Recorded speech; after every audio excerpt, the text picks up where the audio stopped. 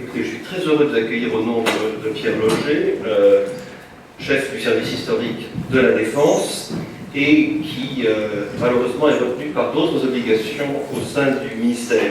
Il le regrette beaucoup car il aurait vraiment aimé être là, et je veux dire que cette journée illustre merveilleusement le rôle du service historique de la Défense comme lieu de construction et de partage des connaissances en matière historique au service du plus grand nombre, mais d'abord au service du ministère de la Défense, dans un cadre de réutilisation opérationnelle, ce que nous appelons dans notre jargon ici au ministère de la Défense le RETEX. Donc cette journée consacrée à l'arme du génie est organisée donc, par le service historique, mais plus particulièrement par son département Histoire et Symbolique.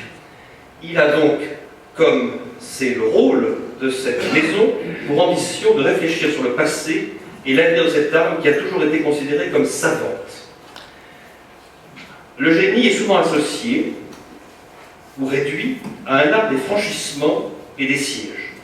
Alors il y a un certain nombre d'illustrations célèbres, la traversée du Rhône par les éléphants d'Hannibal, les cantonniers de la Bérésina, qui font de ce moment de l'action de la Grande Armée une retraite réussie.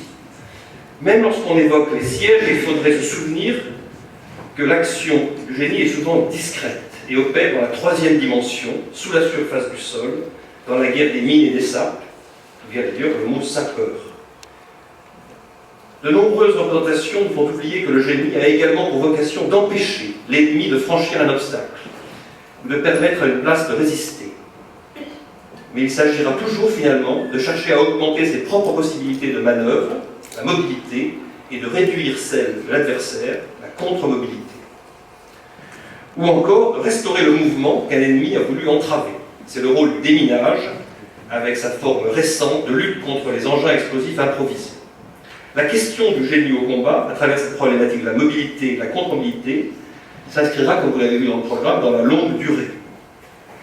De la République romaine à l'Afghanistan en 2012. Et pour en dégager les enjeux, interviendront à la fois des historiens et des praticiens de l'arme, certains étant les deux à la fois. Le service historique de la Défense est ici pleinement dans ses missions, en faisant conjointement intervenir civils et militaires, chercheurs et hommes de l'art, et surtout en raccrochant les enseignements d'histoire militaire au questionnement des acteurs et décideurs du présent.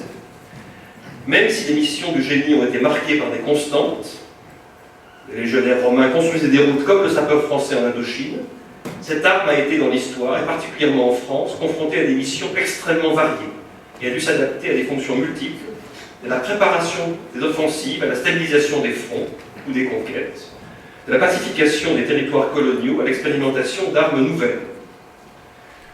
La diversité des adversaires, des situations stratégiques et politiques et des missions qui en découlent, particulièrement pour le génie, rendent plus que jamais indispensable la fonction de l'histoire dans les armées. C'est bien à ce rôle que s'attache le service historique, à cette fonction de l'histoire dans les armées, cette discipline qui précisément témoigne des infinies variations de la guerre, que Clausewitz comparait déjà à un caméléon. Je vous souhaite une très bonne journée de travail et je donne la parole aux premiers intervenants.